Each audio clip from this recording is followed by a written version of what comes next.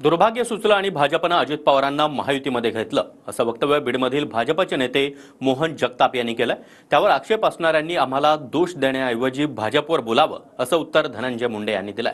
पाहूया त्या संदर्भातला हा रिपोर्ट।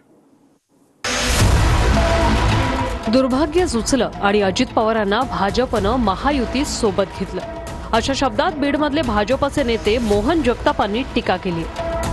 लोकसभेचा अनुभव सांगून त्यांनी महायुतीत असतानाच अजित पवारांवर निशाणा साधलाय। तिकीट मिळेल अशी अपेक्षा होती, तितक्या वरच्या आघाडीत तिसरी आघाडी आहे। होते शिंदे चालला आता काय दुर्भाग्य सुचलं आमच्या पक्षाला, अजित दादाने घेतलं म्हणजे आता हे स्टँडिंग आमदाराला जागा आहे, आम्ही काय करतात तुम्ही सांगा।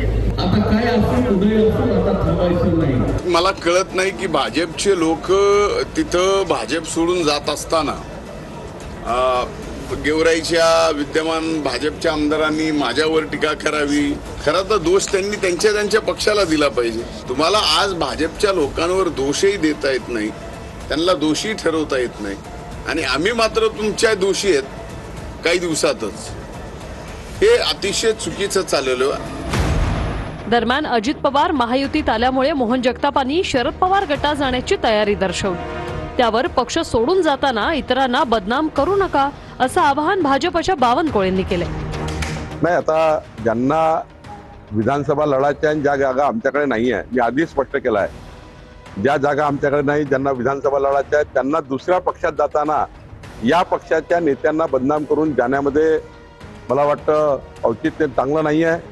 या पक्षात त्यांना चांगली वागणूक मिळाली आहे, मोहन जगतापांनी आम्ही चांगली वागणूक दिली आहे। महेंद्र बुधोडकर, TV9 मराठी, बीड।